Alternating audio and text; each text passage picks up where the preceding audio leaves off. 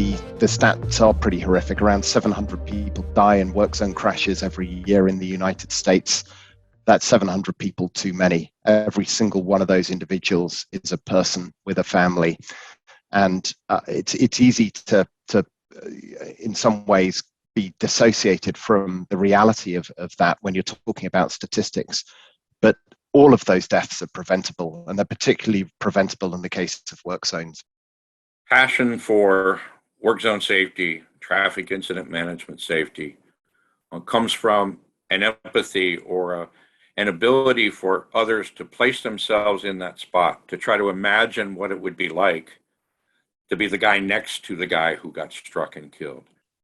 These are very dangerous jobs. And you think about motor vehicles today, 4, 5, 6,000 pound vehicles, and then thinking about even commercial vehicles that can be in the tens of thousands of pounds. When those vehicles impact a person, it's hard for that person to be able to walk away without a serious injury. And sometimes they can't walk away at all.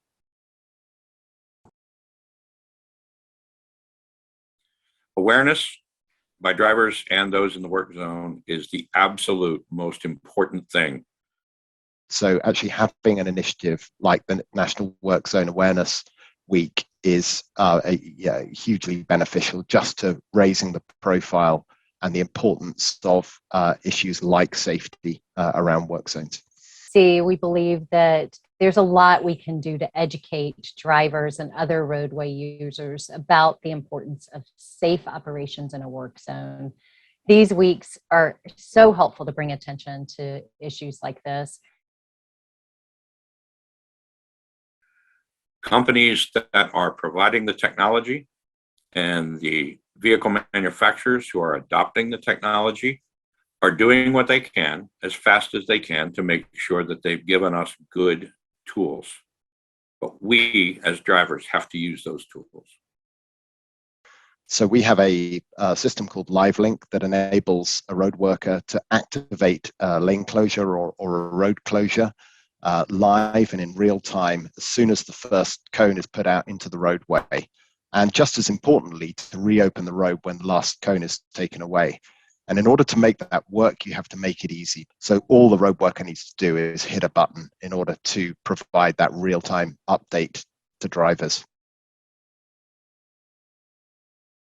So to those policymakers, for example, looking at speed limits, this is a huge issue when it comes to interactions between vehicles and people. And we know that vehicles traveling at high rates of speed are much more deadly when a pedestrian or cyclist or worker is present. So there's a lot that everybody can do here to improve safety for everybody. Work zones are invariably planned in advance. Most, if not all, are permitted and authorized by road agencies. Huge amounts of money is spent planning and authorizing the traffic management mitigations that go around work zones. So these are environments that a lot of thought has gone into optimizing them. So it's kind of crazy that any should be allowed to happen on the roadway, which are fundamentally unsafe. We can make work zones safer.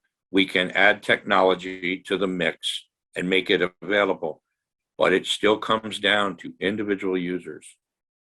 And if I had a magic wand, I'd make sure every user truly understood the danger that they have personally and the dangers they pose to workers in work zones every single day. The need for the driver to be extra aware, to slow down, to pay attention, to just drive it's imperative.